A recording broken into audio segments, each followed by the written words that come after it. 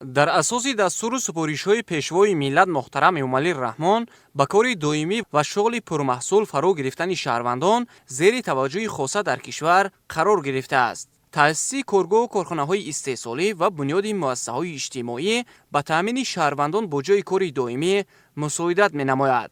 таҳлилҳо нишон медиҳад, ки ҳамасола дар шаҳру ноҳияҳои вилояти Суғд низ ба ин васила садҳо ҷойҳои корӣ фароҳам оварда мешавад ва шаҳрвандон бо ҷойи кори доимӣ таъмин мегарданд. давоми 5 моҳи соли 2025 ҷиҳати бо ҷойи кор таъмин намудани шаҳрвандон ва корҷоён 139 ярмаркаҳои ҷойҳои кори холӣ дар тамоми шаҳру ноҳияҳо баргузор намуда 2651 нафар шаҳрвандони бекор бо ҷойи кори доимӣ таъмин гардиданд. давоми 5 моҳи соли 2025 8995 шаҳрвандони бекор дар корхонаи муассисаҳои новобаста аз шакли моликият бо ҷойи корӣ ва басти вазифаҳои доимӣ таъмин гардиданд. фароҳам овардани шароит барои мусоидат ба шуғли аҳолӣ ва ҷалби онҳо ба фаъолияти созанда яке аз афзалиятҳои асосӣ дар сиёсати иҷтимоии кишвар мебошад. фарогирии шаҳрвандон ба кори доимӣ ва дар асоси қонун ҳимояи ҳуқуқҳои меҳнатии онҳо аз масъалаҳои асосӣ ба шумор меравад.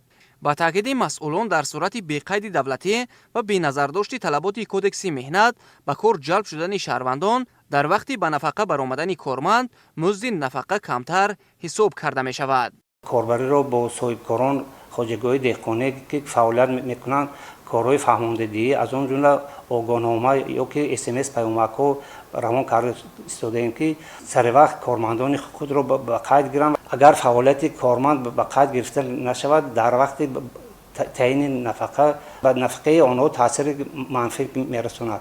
нафақаҳои суғуртавӣ ва давлатӣ аз саҳмҳое ки дар давоми фаъолияти корӣ ҳисоб карда шудааст, яъне ин вобаста аз музди меҳнат мебошад.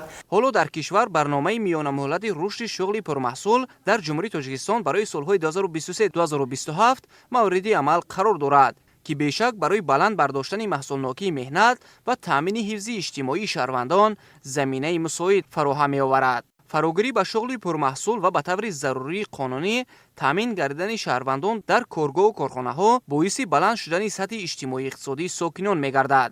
аз ин рӯ ҳар як роҳбари муассиса ва ташкилоти хусусию давлатӣ бояд кормандро дар асоси талаботи қонун ба кор таъмин намояд. дар сурати ба таври ғайрирасмӣ ба кор қабул намудан ҳуқуқҳои меҳнатии кормандон поймол мегардад.